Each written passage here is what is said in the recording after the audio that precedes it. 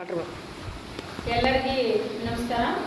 ಇವತ್ತಿನ ದಿನದಲ್ಲಿ ಪತ್ರಿಕೆಯ ಗೋಷ್ಠಿಯ ಕರೆಯಲು ಉದ್ದೇಶ ಏನಂತಂದ್ರೆ, ನಾನು ವಿದ್ಯಾ ಪಾಟೀಲ್ ಸಾಕಿ ಮುಂಗಿವಾಣಿ ಬಸವನ ಬಾಗೇವಾಡಿ ಮತಕ್ಷೇತ್ರದೊಳಗಿದ್ದು ಮತ್ತು ನನ್ನ ತವರು ಚಿರುನಿನಿ ಗ್ರಾಮ, ನನ್ನ ಗಂಡನ ಮನೆ ಅಂಗಡಿಯಲ್ಲಿ ಮೂಲತಃ ಬಸವನ ಬಾಗೇವಾಡಿ ಮತಕ್ಷೇತ್ರಕ್ಕೆ ಸಂಬಂಧಪಟ್ಟಂಥ ನನ್ನ ತವರೂರು ಮತ್ತು ಗಂಡನೂರಾಗಿರೋದ್ರಿಂದ ಈ ಒಂದು ಪತ್ರಿಕೆ ಗೋಷ್ಠಿಯ ವಿಶೇಷ ಏನಪ್ಪ ಅಂತಂದ್ರೆ, ನಾನು ಬಸವನ ಬಾಗೇವಾಡಿ ಮತಕ್ಷೇತ್ರ ಬಿಜೆಪಿ MLA ಅಭ್ಯರ್ಥಿ ಪ್ರಭಾವಿ ಆಕಾಂಕ್ಷಿಯಾಗಿದ್ದು 2028ಕ್ಕೆ. ಯಾಕಂದ್ರೆ ಸಾಕಷ್ಟು 15 ವರ್ಷ ಸೋಷಿಯಲ್ ಫೀಲ್ಡ್ನಲ್ಲಿ ಕೆಲಸವನ್ನು ಮಾಡ್ತಾ, ಹಿಂದೆ 5 ವರ್ಷ JDS ಜಿಲ್ಲಾ ಮಹಿಳಾಧ್ಯಕ್ಷರಾಗಿ ಕೆಲಸ ಮಾಡಿ, ತದನಂತರ JDS ಜಿಲ್ಲಾ ಮಹಿಳಾಧ್ಯಕ್ಷ ರಾಜೀನಾಮೆ ಕೊಟ್ಟ ಆದ ನಂತರ 10 ವರ್ಷಗಳ ಕಾಲ ಬಿಜೆಪಿಯಲ್ಲಿ ಸಾಮಾನ್ಯ ಕಾರ್ಯಕರ್ತರಾಗಿ ನಾನು ಕೆಲಸ ಮಾಡ್ಕೊತ ಬಂದಿದ್ದೀನಿ. ಸಾಕಷ್ಟು ಹೆಣ್ಮಕ್ಳ ಕಷ್ಟಕ್ಕೆ ನಾನು ಹೋಗಿ ನಿಂತಿದ್ದೀನಿ. ಸಾಮಾನ್ಯ ಕಾರ್ಯಕರ್ತರು ಆಗಿದ್ದರೂ ಕೂಡ ಸಾಕಷ್ಟು ಜನ ಹೆಣ್ಮಕ್ಳು ನಾನು ಬಿಜೆಪಿ ಕರ್ಕೊಂಡಿದ್ದೀನಿ. ಎಷ್ಟೋ ಅಲ್ಪಸಂಖ್ಯಾತರ ಹುಡುಗರನ್ನ ಮತ್ತು ಅಲ್ಪಸಂಖ್ಯಾತರ ಹೆಣ್ಮಕ್ಳನ್ನ ಜಾಸ್ತಿ ಜನರನ್ನ ನಾನು ಬಿಜೆಪಿ ಒಳಗಡೆ ನಾನು ಸೇರ್ಪಡೆ ಮಾಡ್ಕೊಂಡಿರ್ತಕ್ಕಂಥ ಸಾಕಷ್ಟು ಜನ ಹೆಣ್ಮಕ್ಳು ಇದ್ದಾರೆ. ಅವರು ಪಬ್ಲಿಕ್ವಾಗಿ ಬರುವಂಥ ಹಂತದಲ್ಲಿ ಈಗ ನಂದು ರಾಜ್ಯ ಕಮಿಟಿಯಲ್ಲಿ ಈಗಾಗಲೇ ನನ್ನ ಬಯೋಡೇಟಾ ಹೋಗ್ಯದ. ಒಂದು ಯಾವ್ದಾರ ಸ್ಥಾನಮಾನ ಅವ್ರು ನಮ್ಗೆ ಬಯಸಿದ್ರಿ ಅಂದ್ರೆ ಆ ಸ್ಥಾನಮಾನದ ಕೊಟ್ಟ ತಕ್ಷಣ ಸಾಕಷ್ಟು ಜನ ಬಿಜೆಪಿಗೆ ಬರ್ಲಿಕ್ಕೆ ರೆಡಿಯಾಗಿದ್ದಾರೆ. ಅದ್ರ ಪೂರ್ವಕವಾಗಿ ಈ 2028 ಈ 2 ವರ್ಷ ಐತಿ. ಇದಕ್ಕಿಂತ ಮುಂಚಿತವಾಗಿ ಯಾಕೆ ನೀವು ಸ್ಟೇಟ್ಮೆಂಟ್ ಕೊಡ್ಲಾಕತ್ತೀರಿ ಅಂತ ನೀವು ಕೇಳ್ಬೋದು ಮಾಧ್ಯಮ ಮಿತ್ರರು. ಯಾಕಂದ್ರೆ ಬಸವನ ಬಾಗೇವಾಡಿ ಮತಕ್ಷೇತ್ರದಲ್ಲಿ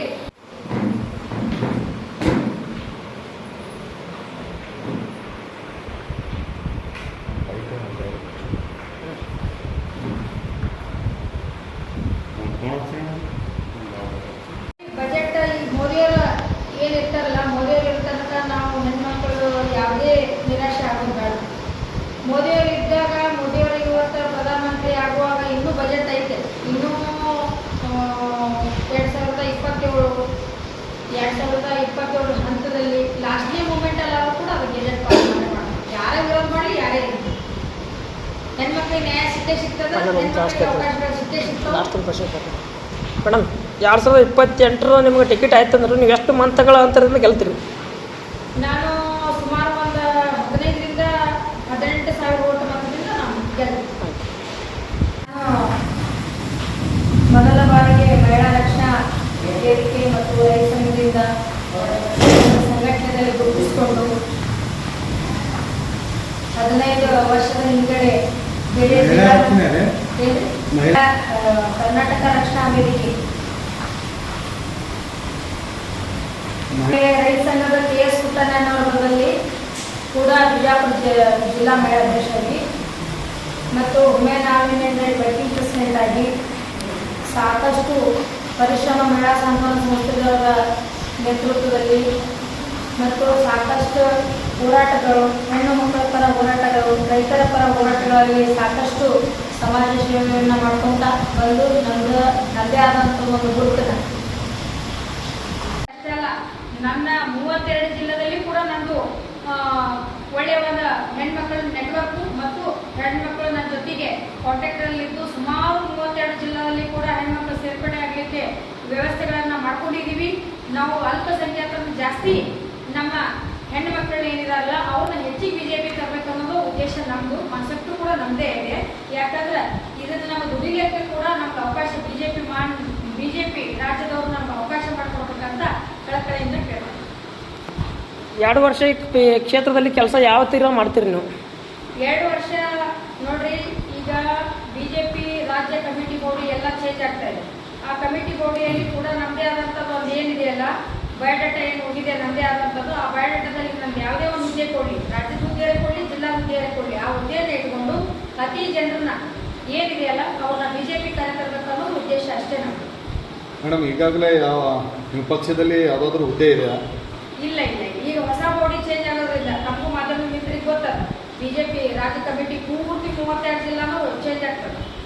ಆ ಚೇಂಜ್ ಆಗುವಂಥ ಹಂತದಲ್ಲಿ ನಮ್ಮದು ಕೂಡ ಒಂದು ಬಯೋಡಾಟಾ ಐತಿ. ಅವ್ರದ್ದು ಯಾವುದು ರಾಜ್ಯದ ಕೊಟ್ಟರು ಸ್ವೀಕರಿಸ್ತೀನಿ, ಜಿಲ್ಲಾ ಕೊಟ್ಟರು ಸ್ವೀಕರಿಸ್ತೀನಿ, ಯಾವ ಕೊಟ್ಟರು ಹುದ್ದೆಯನ್ನು ಸ್ವೀಕರಿಸಿ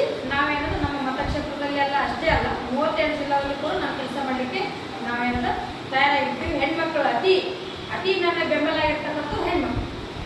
ಮೇಡಮ್, ಈಗಾಗಲೇ ಮಾಜಿ ಸಚಿವರು ಮತ್ತು ಶಾಸಕರು ಎಸ್ ಕೆ ಬೆಳುಬಿ ಅವರು ಅವ್ರ ಗಮನಕ್ಕೆ ಏನಾದರೂ ಹೈಕಮಾಂಡ್ ಅವರು ಏನಾರ ತಿಳಿಸಿದಾರಾ ಅಥವಾ ನೀವೇ ಏನಾದರೂ ಡೈರೆಕ್ಟಾಗಿ ಪ್ರೆಸ್ ಮೀಟ್ ಮಾಡ್ತಾ ಇದ್ದೀರಿ? ನನಗೆ ಹೈಕಮಾಂಡ್ ಸೂಚನೆ ಮೇರೆಗೆ ಆಗಲಿ ಅಥವಾ ಇವತ್ತಿನ ಹೈಕಮಾಂಡ್ ಅವರು ಒಂದು ವಿಚಾರದಲ್ಲಾಗಲಿ ನಾನು ಒಂದು ಪ್ರಬಲ ಆಕಾಂಕ್ಷಿ ಏನಂತ ನಾನು ದುಡ್ದಕ್ಕಿದ್ದೀನಿ, ನನ್ನ ಕೊಡ್ರಿ ಅಂತ ನಾನು ಕೊಡ. ಮೇಡಮ್, ಈ ಕೇಂದ್ರದಾಗೆ ನಿಮ್ಗೆ ಮಹಿಳೆಯರಿಗೆ ಹೆಚ್ಚಿನ ಸ್ಥಾನ ಕೊಡಬೇಕಂತೇಳಿ ಎಲ್ಲರೂ BJPಯವರು ಒತ್ತಾಯ ಭಾಳ ಮಾಡಿದರು. ನರೇಂದ್ರ ಮೋದಿ ಹಿಡ್ಕೊಂಡು ಎಲ್ಲ ಹೇಳ್ಕೊಂಡು ನನ್ನ ದುಡಿಮೆ ಮತ್ತು ನನ್ನ ಸಾಮಾಜಿಕ ಸೇವೆಯನ್ನು ಬಯೋಡೇಟನ್ನು ತೋರಿಸಿ ನಾನು ಮೂಲತಃ ರೆಡ್ಡಿ ಸಮಾಜದ ಹೆಣ್ಣು ಮಗಳಾಗಿ ಈ ಹಿಂದೆ ಪಂಚಮಸಾಲಿ ಸಮಾಜದ ಶಿವಾನಂದ ಪಾಟೀಲ್ ಸಾಹೇಬರು ಮತ್ತು ಮನಗುಳಿ ಅಪ್ಪುಗೌಡರು ಪಂಚಮಸಾಲಿಯರಾಗಿದ್ದಾಗ ಈಗ ಎಸ್ ಕೆ ಬೆಳುಬಿ ಸಾಹೇಬರು ಆರಿಸಿ ಬರಬೇಕು ಅಂತ ಎಲ್ಲ ಬಸವನಬಾಗೇವಾಡಿ ಜನರ ಉದ್ದೇಶ ಇತ್ತು. ಯಾಕೆ ಅದು ವೀಕಾಯ್ತು ಅನ್ನೋದು ಅಂದ್ರೆ ಬಸವನಬಾಗೇವಾಡಿ ಜನರಿಗೆ ಎಲ್ಲರಿಗೂ ಇಂಚಿಂತಾಗಿ ಗೊತ್ತೈತೆ.